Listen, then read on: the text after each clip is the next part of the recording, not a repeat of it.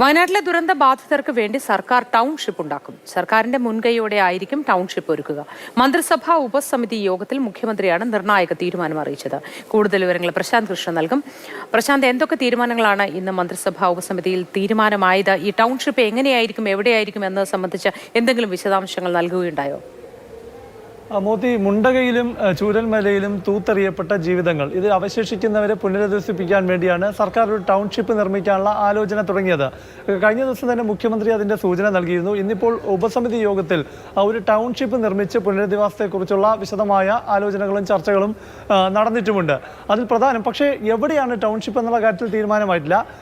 സർക്കാരിൻ്റെ പൂർണ്ണമായ നിയന്ത്രണത്തിൽ അല്ലെങ്കിൽ ഒരു ആസൂത്രണത്തിൽ തന്നെയാകും ടൗൺഷിപ്പ് നിർമ്മിക്കുക. നമുക്കറിയാം, പ്രതിപക്ഷത്തു നിന്നടക്കം രാഹുൽ ഗാന്ധി ആണെങ്കിലും കർണാടക സർക്കാരാണെങ്കിലും മറ്റ് ഇതര സംഘടനകളെല്ലാം തന്നെ വീട് വെച്ച് നൽകാമെന്ന് എന്ന സന്നദ്ധത അറിയിച്ചിട്ടുണ്ട്. അപ്പോൾ അതുകൊണ്ട് തന്നെ അതെല്ലാം ഈ ടൗൺഷിപ്പിൽ തന്നെയായിരിക്കും നിർമ്മിക്കുക. അത്തരമൊരു ആലോചനയും നടന്നിട്ടുണ്ട്. കാരണം പ്രതിപക്ഷമടക്കം സർക്കാർ നിർമ്മിക്കുന്ന ഈ ടൗൺഷിപ്പുമായി സഹകരിക്കാമെന്ന് പ്രതിപക്ഷ നേതാവ് അറിയിച്ചിട്ടുമുണ്ട്. അപ്പോൾ ആ തരത്തിൽ ടൗൺഷിപ്പ് എന്ന് പറയുമ്പോൾ വീടുകൾ, അതുപോലെ തന്നെ ആശുപത്രി, മറ്റ് ഒരു ടൗണിൽ എന്തൊക്കെ ഉണ്ടാകുമോ അത്തരം, ഇപ്പോൾ നമുക്കറിയാം ചൂരൽമലയിൽ തകർന്നു പോയ സ്കൂൾ അടക്കമുണ്ട്. ഇത്തരം കാര്യങ്ങൾ, സ്കൂളുകൾ, ആരാധനാലയങ്ങൾ, അങ്ങനെ എല്ലാം ഉൾക്കൊള്ളുന്ന ഒരു ടൗൺഷിപ്പ്. അത് പക്ഷേ ദുരന്തബാധിത പ്രദേശത്തിന് പുറത്തുള്ളൊരു സ്ഥലത്തായിരിക്കും.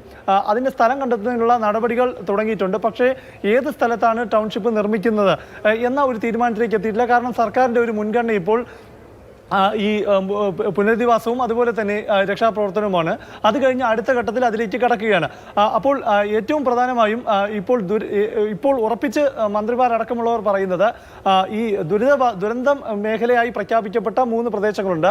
ആ പ്രദേശങ്ങളായിരിക്കില്ല. അതായത് മേപ്പാടി പഞ്ചായത്ത്, കോട്ടപ്പടി, വെള്ളമല എന്നീ വില്ലേജുകൾ, തൃക്കൈപ്പറ്റ വില്ലേജുകൾ. ഇതിന് പുറത്തുള്ളൊരു സ്ഥലത്തായിരിക്കും ടൗൺഷിപ്പ് നിർമ്മിക്കുന്നത്. അതിനുള്ള നടപടികൾ സർക്കാർ ഊർജിതമായി തുടങ്ങിയിട്ടുമുണ്ട്. ശരി പ്രശാന്ത്.